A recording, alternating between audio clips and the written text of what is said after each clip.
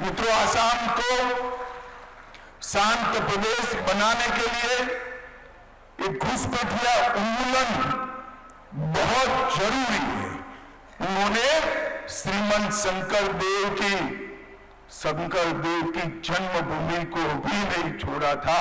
मैं अभी श्रीमान शंकर देव के स्मारक में एक बहुत बड़ा स्मारक का उद्घाटन कर आया हूं, जो घुसपैठियों से खाली कराया गया।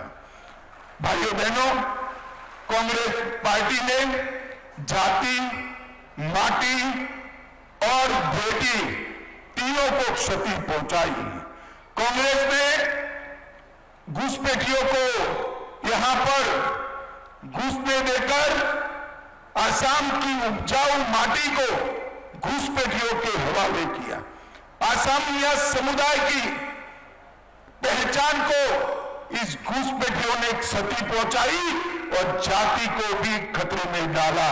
और बेटी, घर और संस्कृति का संरक्षण कांग्रेस ने कभी नहीं किया। इतने साल हो गए कांग्रेस पार्टी को इस देश में लसित बरफुकन को कभी कोई नहीं जानता था।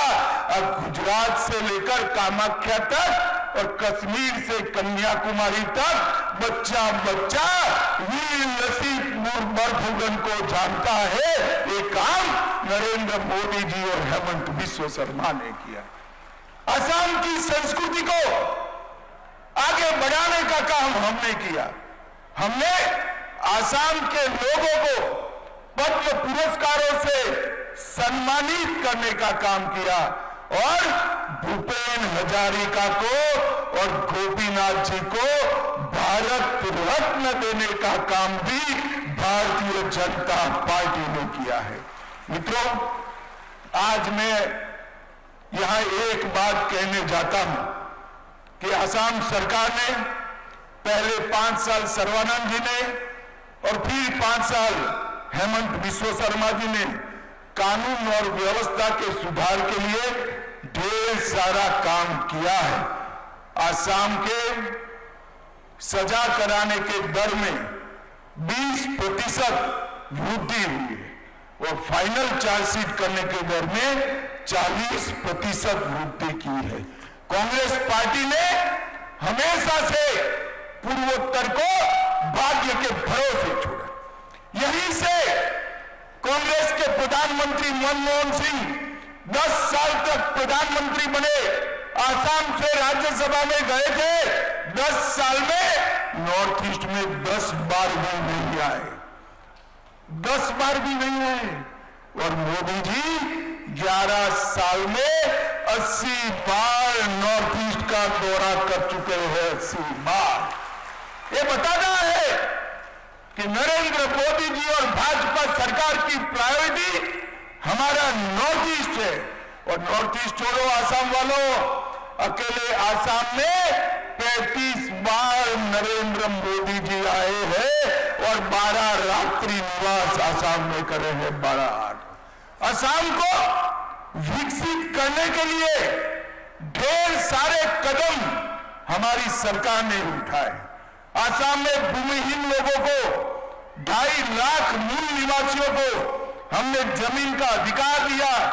चाय बागान वालों के लिए स्पेशल स्कीम लेकर आए, इनको बैंकिंग सिस्टम दी और उनको भूमि देने का काम भी नरेंद्र मोदी जी ने किया।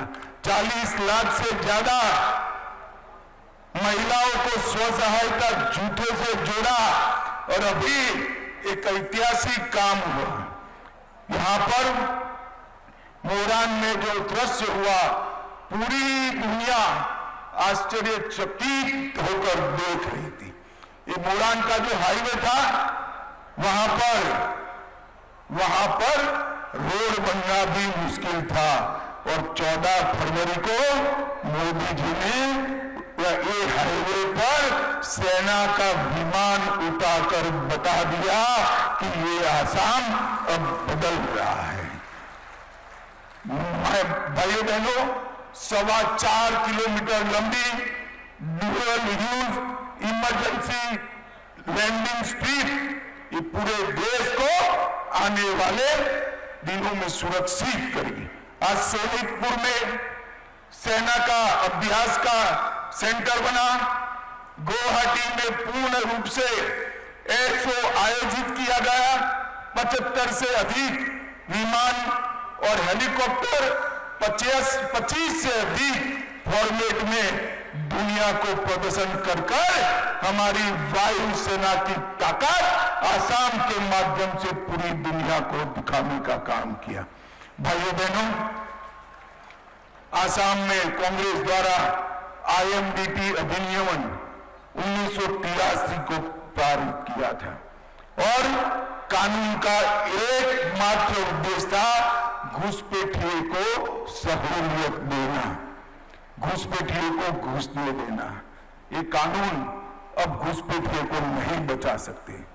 आसाम याद रखे, जब तक आसाम की भूमि को हम घुसपैठियों से मुक्त नहीं कर सकते, आसाम सुरक्षित नहीं रह सकता और आसाम की संस्कृति, भाषा और आसाम का साहित्य भी सुरक्षित नहीं रह सकता।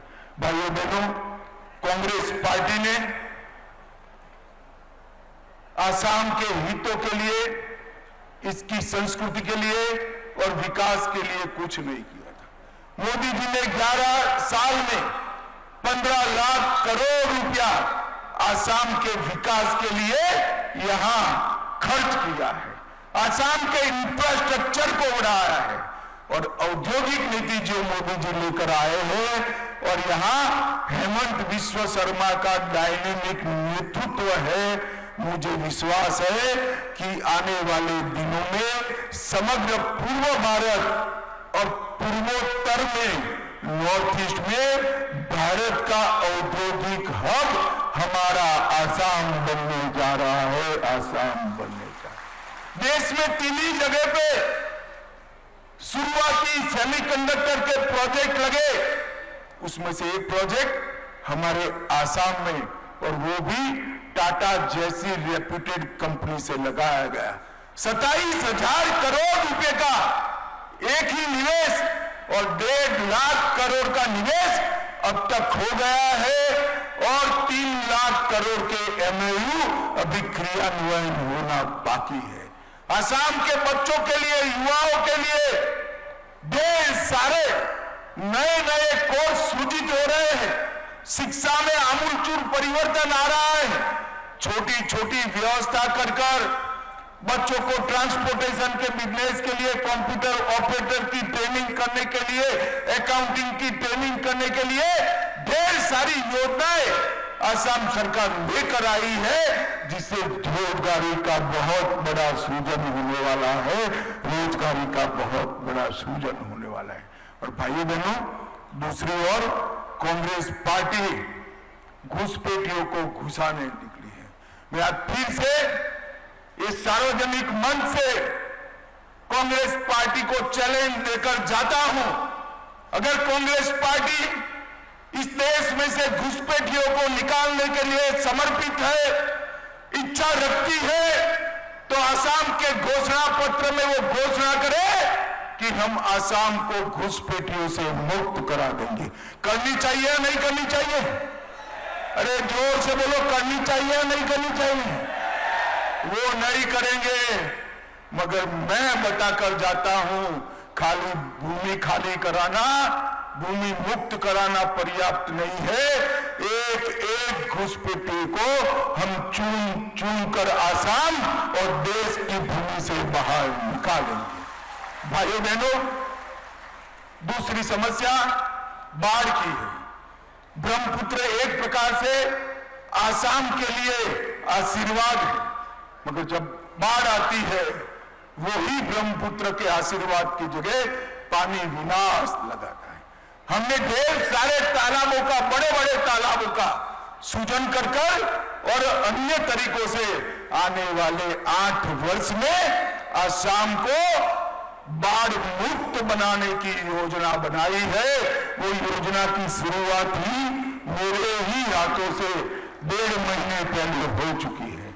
मैं आज आसाम के वासियों को वादा कर जाता हूं कि अब नदियों की बाढ़ लंबे समय तक आसाम को परेशान नहीं कर पाएगी। हमने सैटेलाइट के जरिए टोपोग्राफी का सर्वे कराया है, पानी का सृजनात्मक उपयोग, कंस्ट्रक्टिव उपयोग क्या हो इसका आयोजन किया है और कंस्ट्रक्टिव तरीके से पानी को कहां पर ले जाकर स्टोर कर सकते हैं इसकी भी ब्लूप्रिंट बनाई है।